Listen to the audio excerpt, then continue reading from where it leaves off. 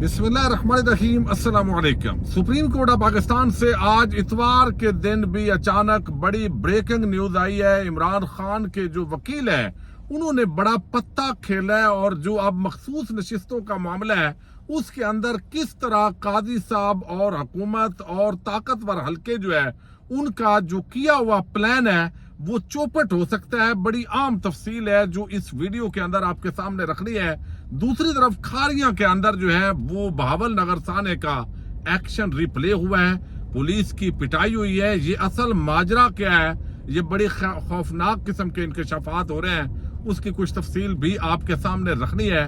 आसिफ जरदारी और बिलावल जरदारी दोनों की लड़ाई हुई है। ये कुछ लोग बड़े हैरान होंगे कि ये लड़ाई अब शहबाज शरीफ और नवाज शरीफ वाली जाली लड़ाई तो नहीं है, लेकिन मैं आपके सामने रखूंगा कि ये बाकायदा तौर पर उनके दरमियान जो है इख्तलाफ पैदा हुआ है और इख्तलाफ जो है सिंध के किसी अवाम के मसले पे हुआ है या कोई और मसले पे हुआ है, ये भी तफसील आपके सामने रखनी है। उम्मीद है आप वीडियो समाप्त करेंगे और अपने कीमती फीडबैक से जरूर आगाह करेंगे।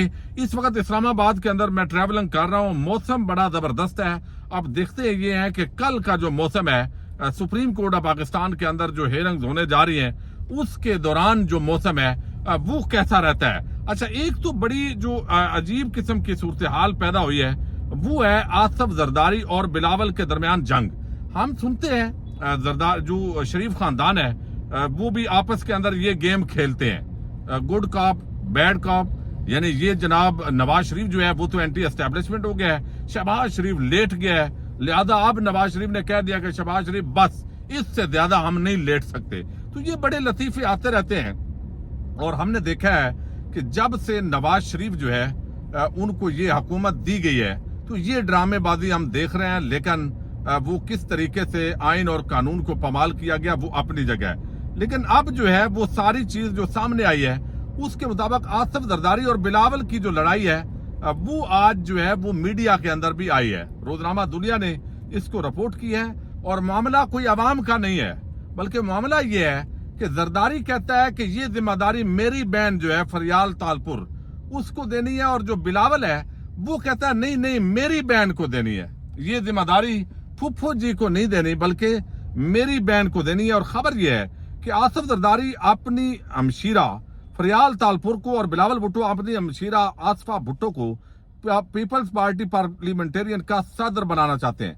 बाप बेटा अपने मौके पर डट गए।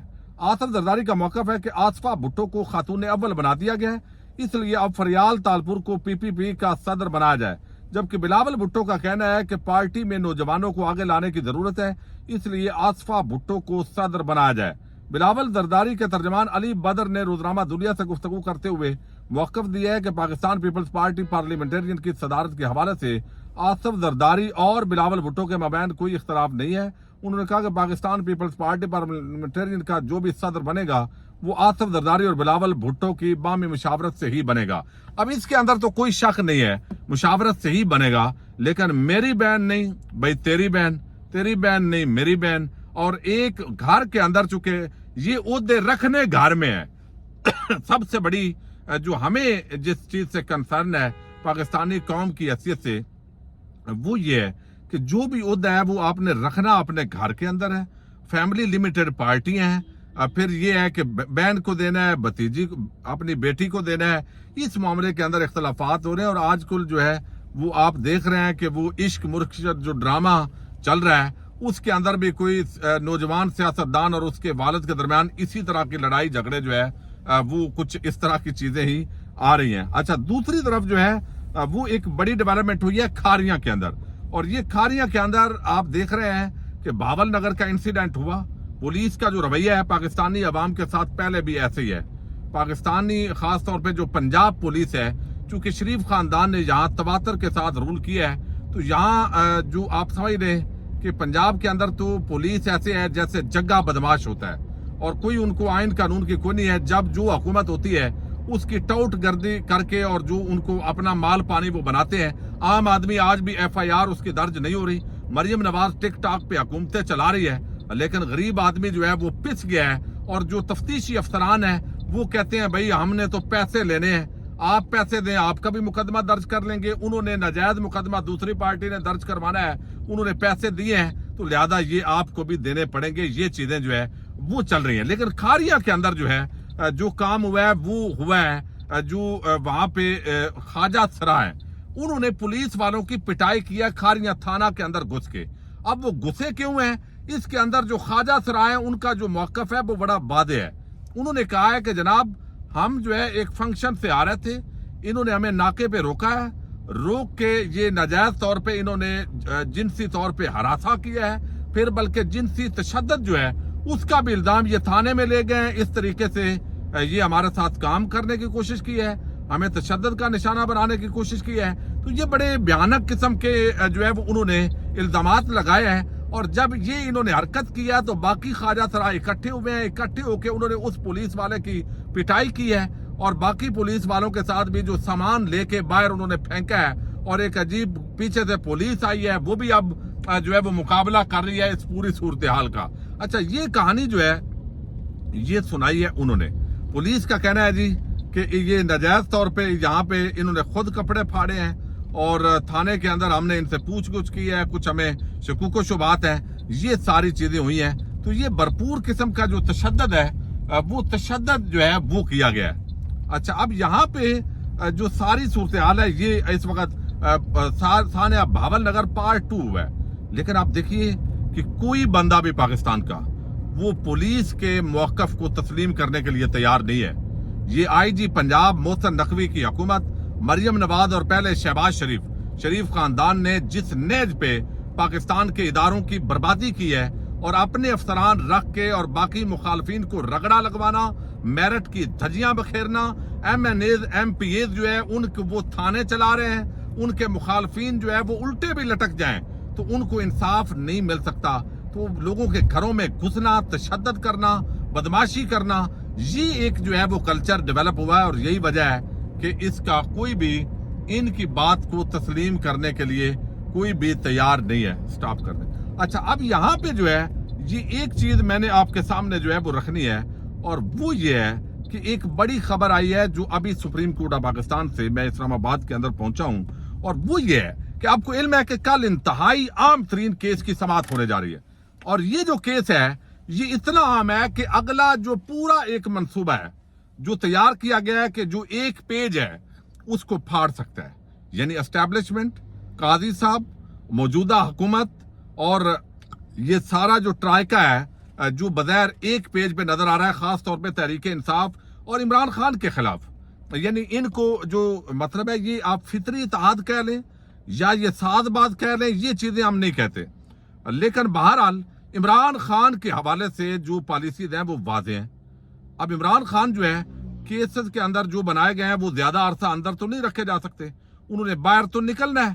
لیکن یہاں پہ جو ہے وہ مخصوص نشستوں کے ذریعے اب وہ جو ڈاکہ ڈالا گیا, پہلے انتخابی نشان کا ڈاکہ, پھر جو ہے وہ کاغذات نامزدگی چھیننے کی بدماشی, اس کے بعد مخصوص نشستیں چھین کر مقصد کیا ہے؟ مقصد ہے 2/3 اکثریت. 2/3 اکثریت جو ہے وہ جب ملے گی تو پھر یہ جوڈیشل پیکج آئے گا. جوڈیشل پیکج کے ذریعے پھر قاضی صاحب کی ایکسٹینشن ہو جائے گی, یا سپریم کورٹ آف پاکستان کا ٹنیور جو ججز کا ہے وہ بڑھا دیا جائے گا چیف جسٹس صاحبان کا, تو اس کا فائدہ ملے گا. اب یہ پورا پیج پھاڑ سکتے ہیں. لیکن جو فیصل صدیقی ہیں بڑے پروفیشنل وکیل ہیں جو اس کیس کے اندر تحریک انصاف کو لیڈ کرنے جا رہے ہیں, جسٹس منصور علی شاہ, جسٹس اطہر من اللہ اور جسٹس محمد علی مدر, ان پر مشتمل یہ 3 رکنی بینچ ہے. لیکن اب پورا پاکستان سے تحریک انصاف کے عام رہنما وہ بھی پہنچ رہے ہیں, وکلاء کی بڑی تعداد بھی پہنچ رہی ہے. لیکن اب درخواست آج سامنے آئی ہے, یہ کل تک سپریم کورٹ کے جو رپورٹرز ہیں ان کے سامنے نہیں تھی, اور یہ آئی ہے کہ سنی اتحاد کونسل نے درخواست جو دی ہے سپریم کورٹ کے اندر, نئی درخواست دائر کی ہے. اور اس درخواست کے اندر جو ہے وہ وکیل جو فیصل صدیقی ہیں ان کے ذریعے کہا گیا ہے کہ پشاور ہائی کورٹ کا فیصلہ معطل کیا جائے, عدالت الیکشن کمیشن کو مخصوص نشستوں پر منتخب ارکان کو ڈی نوٹیفائی کرنے کا حکم دے.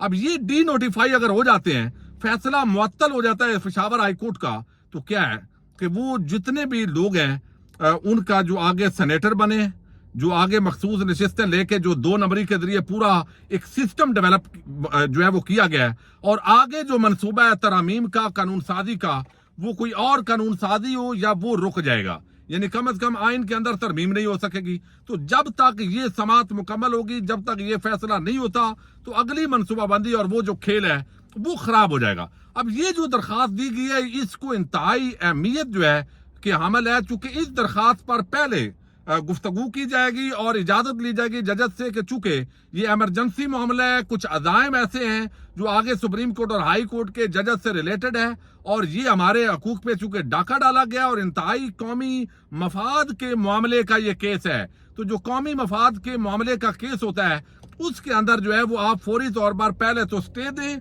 और स्टे जब मिल जाएगा तो उसके बाद हम केस जो है उस पर आगे आर्गू करेंगे। अगर तो ये स्टे मिल जाता है तो आप समझ लीजिए कि मामलात आगे भी जो है वो जो जितना ये मंसूबा है ये बसात उलट जाएगी। लेकिन जस्टिस मंसूर अली शाह का जो रोल है इस पूरी सूरत हाल के अंदर वो इंतहाई अहमियत का अमल है, चूंकि वो भी आगे इसके मुतासरा भी होंगे और वो फायदा भी इससे उठा सकते हैं, और उनके लिए जो है वो बसात उनकी लपेटी भी जा सकती है और उनके लिए खुशखबरियां भी आ सकती है। तो इस वक्त एस्टैब्लिशमेंट और जो है वो जजज, खास जजज और इसके साथ तहरीक इंसाफ वो आमने सामने, और इस्लामाबाद के अंदर ये जो हफ्ता है अदालती मगाज पर ये इंतहाई फैसला कुन हफ्ता है। देखते हैं इस आम ब्रेकिंग न्यूज और दरखास्त के बाद कल का जो माहौल है उस पर क्या असरात मुरतब होते हैं। पाकिस्तान जिंदाबाद, पाक फौज पाइंदाबाद।